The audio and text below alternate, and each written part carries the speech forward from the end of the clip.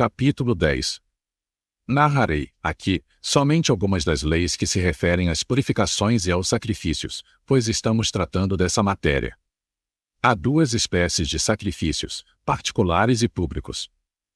Estes são ainda de duas maneiras, pois ou a vítima é totalmente consumida pelo fogo, o que lhe fez merecer o nome de holocausto, ou é oferecida em ação de graças e comida com essa mesma disposição por aqueles que a oferecem. Começarei por falar da primeira. Levítico 1. Quando um homem particular oferece um sacrifício, apresenta um boi, um cordeiro e um cabrito. Os dois últimos não devem ter mais de 1 ano e o boi pode ter mais, porém devem ser machos e consumidos totalmente. Quando são imolados, os sacerdotes borrifam o altar com sangue, depois de os lavarem bem, cortam-nos em pedaços, põem sal e os colocam sobre o altar, onde o fogo já está aceso. Lavam depois os pés e as entranhas dos animais e as lançam ao fogo com o resto. As peles, porém, pertencem aos sacerdotes. Assim é que se faz, para os holocaustos. Levítico 3.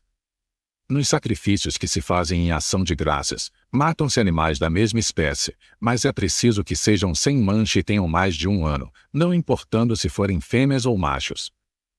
Depois de imolados os animais, os sacerdotes borrifam o altar com sangue e em seguida lá atiram os rins, parte do fígado e toda a gordura com a cauda do cordeiro. O peito e a coxa direita pertencem aos sacerdotes, e os que oferecem o sacrifício podem comer o que sobrar, durante 2 dias, depois dos quais devem queimar o que restou. A mesma coisa se deve observar nos sacrifícios oferecidos pelos pecados.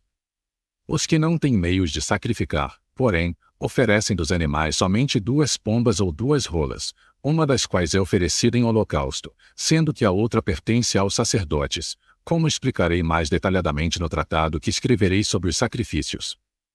Aquele que pecou por ignorância oferece um cordeiro e um cabrito, ambos fêmeas e da idade que já dissemos. Mas os sacerdotes borrifam com o sangue somente os ângulos do altar, em vez de borrifá-lo por inteiro, e colocam sobre o altar os rins com uma parte do fígado e toda a gordura. Conservam para si a pele e toda a carne, que comem durante aquele dia, no tabernáculo. A lei proíbe que se guarde alguma coisa para o dia seguinte. Aquele que pecou voluntariamente, mas em segredo, oferece um carneiro, como a lei o determina, e os sacerdotes comem-lhe também a carne, naquele mesmo dia, no tabernáculo. Quando os chefes das tribos oferecem sacrifício pelos pecados, fazem-no como o povo em geral, com esta única diferença: é preciso que o touro e o cabrito sejam machos. Levítico 2. A lei determina também que nos sacrifícios, tanto particulares quanto públicos, se leve com o cordeiro a medida de 1 gomer de farinha de trigo, com o carneiro, 2 gomeres e com o touro, 3 gomeres. Prescreve ainda que se ofereça com o touro a metade de 1 rim de óleo, antiga medida dos hebreus que continha 2 coros áticos, com o carneiro, a 1/3 parte dessa medida e com o cordeiro, a 1/4 parte. Além disso, era obrigatório oferecer a mesma quantidade de vinho, que se derramava em redor do altar. E, se alguém, para cumprir um voto, oferece em sacrifício farinha de trigo, lançasse um punhado sobre o altar e os sacerdotes tomam o resto para comer ou fazê-la cozer, misturando-a com óleo ou fazendo bolos. Mas é preciso queimar tudo que o sacerdote oferece. A lei proíbe oferecer em sacrifício um filhote de qualquer animal sem oferecer também à mãe, caso aquele não tenha pelo menos 8 dias. Oferecem-se também outros sacrifícios, tanto para se recuperar a saúde quanto por qualquer outro motivo, e comem-se bolos com a carne dos animais, dos quais os sacerdotes têm a sua parte, não lhes sendo permitido reservar qualquer porção para o dia seguinte. Números 22 e 29. A lei manda ainda sacrificar todos os dias, à custa do povo, ao nascer do dia e à tarde, um cordeiro de 1 ano e 2 no dia de sábado, que se oferecem do mesmo modo. Na lua nova, oferecem-se, além das vítimas ordinárias, 2 bois, 7 cordeiros de 1 ano e 1 carneiro.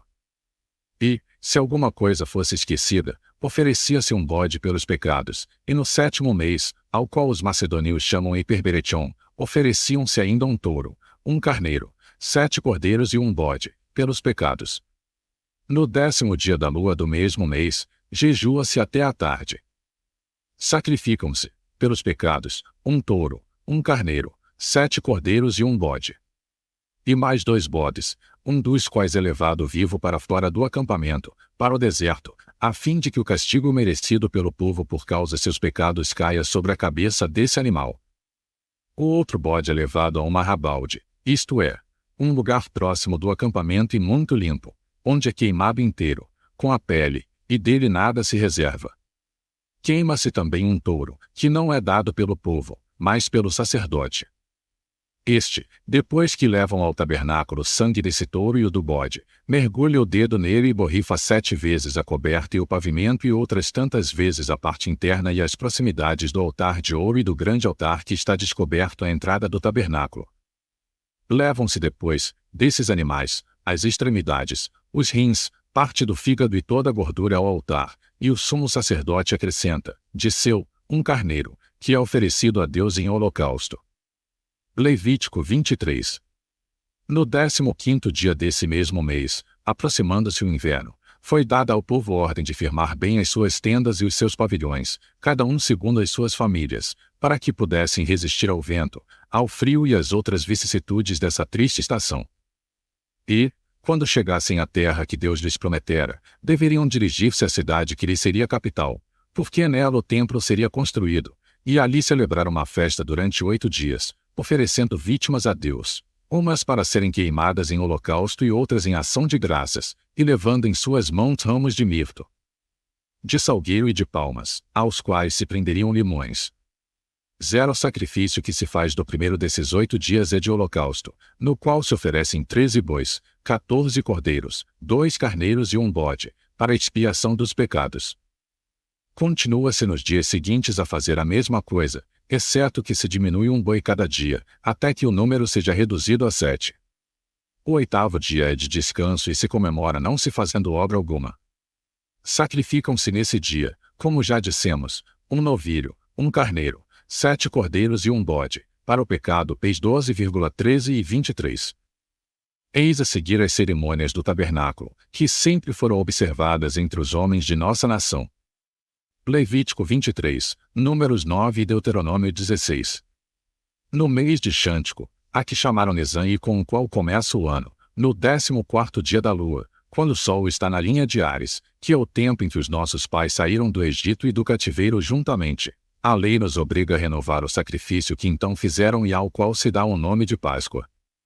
E celebramos essa festa segundo as nossas tribos, sem nada reservar para o dia seguinte das coisas sacrificadas, que é o 15º dia do mês e o primeiro da festa dos asmos, que se segue imediatamente a da Páscoa e dura 7 dias, durante os quais não se come outro pão a não ser desse, sem fermento, e matam-se cada dia 2 touros, um carneiro e 7 cordeiros, que são oferecidos em holocausto, aos quais se acrescenta, pelos pecados, um cabrito, do qual os sacerdotes se alimentam.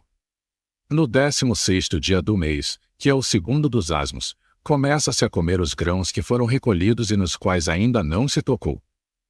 Como é justo testemunhar a Deus gratidão pelos bens de que lhe somos devedores, oferecem-se as primícias da cevada. Deste modo, faz-se secar no fogo um feixe de espigas e delas se tira o grão, que é limpo. Depois é oferecida sobre o altar a medida de um gomer, da qual lá se deixa um punhado, o resto é para os sacerdotes. Em seguida, é permitido a todo o povo fazer a ceifa, quer em geral, quer em particular. E, nesse tempo de primícias, oferece-se a Deus um cordeiro em holocausto. Levítico 23. 7 semanas depois da festa da Páscoa, que são 49 dias, oferece-se a Deus, no 50º dia, que os hebreus chamam Azarta, isto é, plenitude de graças, e os gregos, Pentecostes, um pão de farinha de trigo, de 2 gomeres, feito com fermento, e matam-se 2 cordeiros, que servem para a ceia dos sacerdotes, sem que se possa reservar coisa alguma para o dia seguinte. Quanto aos holocaustos, oferecem-se 3 novilhos, 2 carneiros, 14 cordeiros e 2 bodes pelos pecados.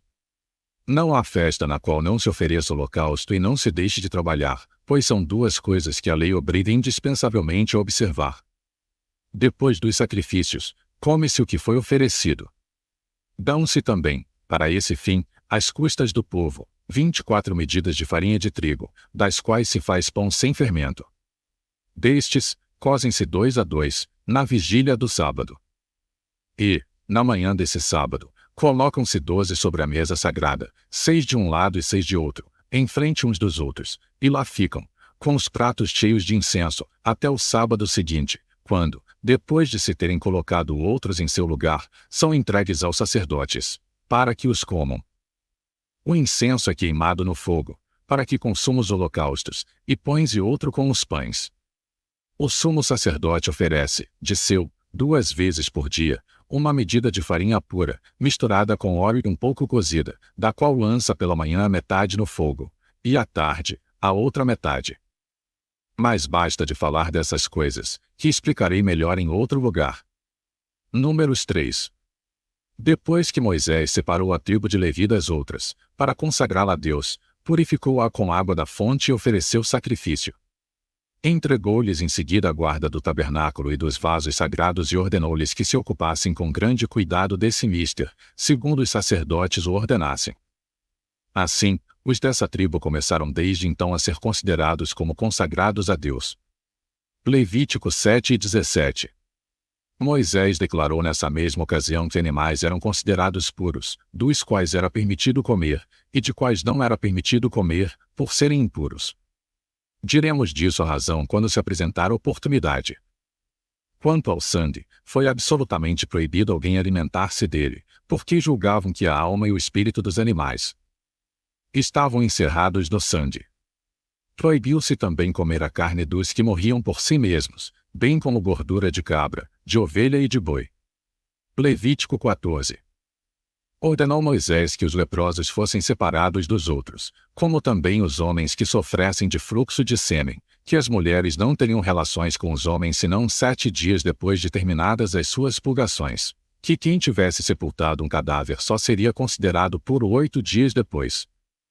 Que o homem que continuasse por mais de 7 dias a ser vítima de fluxo de sêmen ofereceria 2 cordeiros fêmeas, um dos quais seria sacrificado, e o outro, dado aos sacerdotes, que quem tivesse poluição noturna deveria se lavar na água fria, para se purificar, como os maridos depois de se terem aproximado de suas esposas, que os leprosos seriam separados para sempre dos demais e considerados corpos mortos, e que, se Deus respondesse às orações de um deles e alguém recobrasse a saúde e uma cor viva comprovasse que estava curado da doença, tal pessoa testemunharia sua gratidão por meio de diversas oblações e sacrifícios, de que falaremos em outro lugar.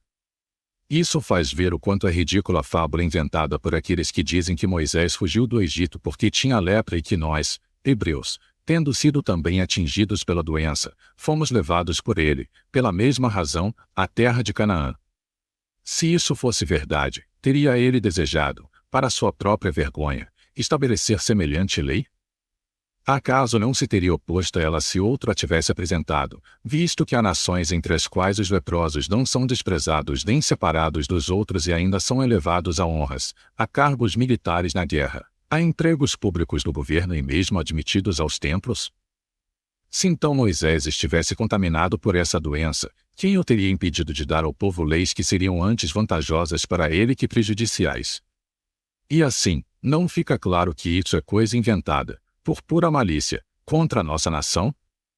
Mas a verdade é que, como Moisés estava isento da doença e vivia com um povo que também o era, ele instituiu essa lei para a glória de Deus, com relação aos contaminados. Deixo a cada qual, todavia, a liberdade de julgar como bem lhe aprouver. Levítico 12. Moisés proibiu também às mulheres que haviam dado à luz recentemente entrar no tabernáculo e assistir às funções.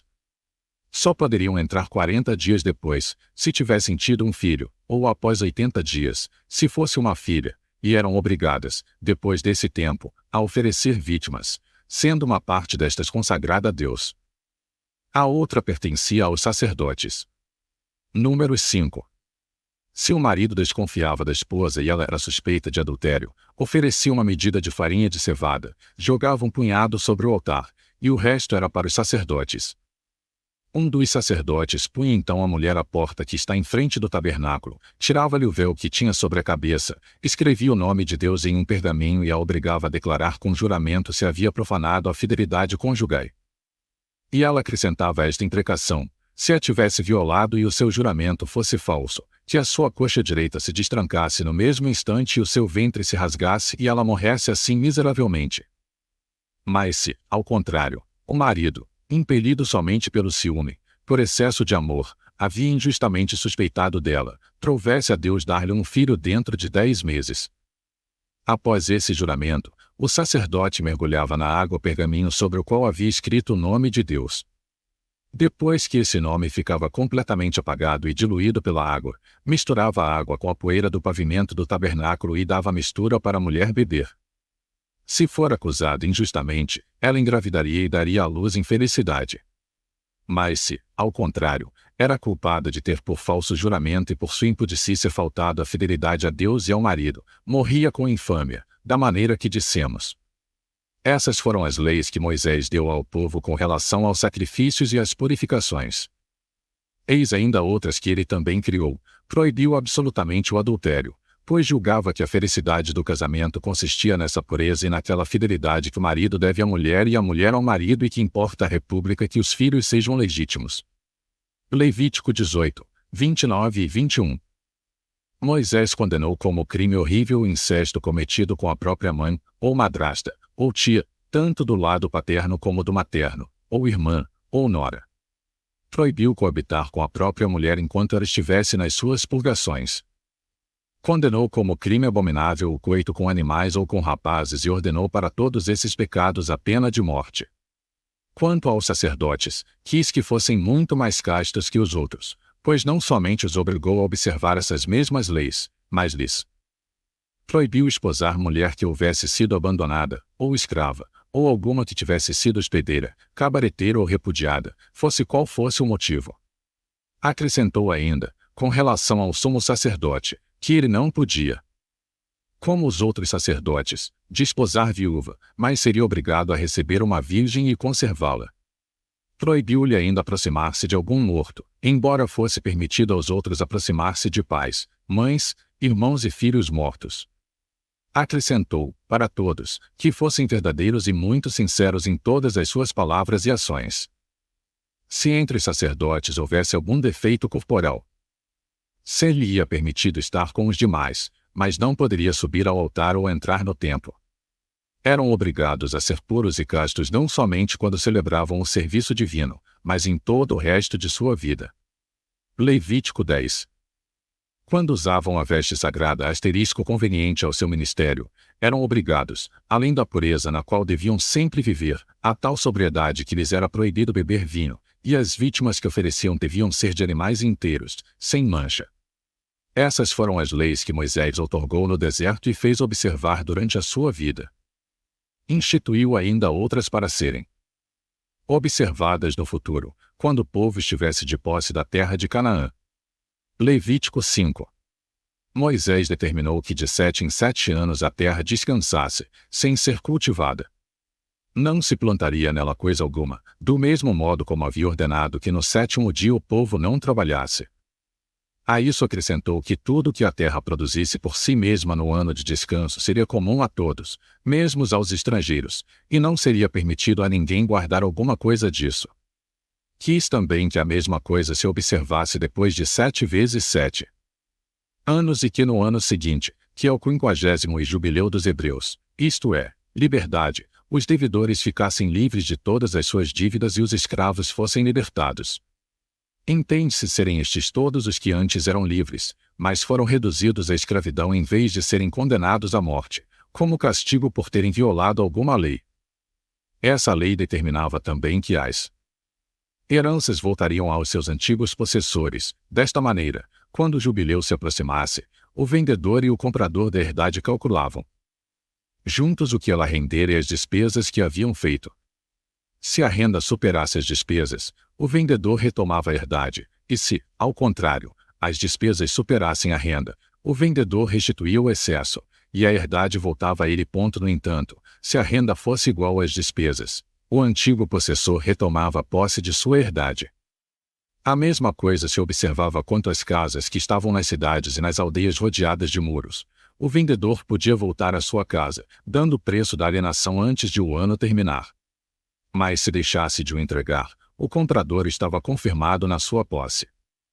Moisés recebeu todas essas leis do próprio Deus, no Monte Sinai, para dá-las ao povo, quando estavam acampados aos pés do monte, e escreveu-as para serem observadas por aqueles que viessem depois deles.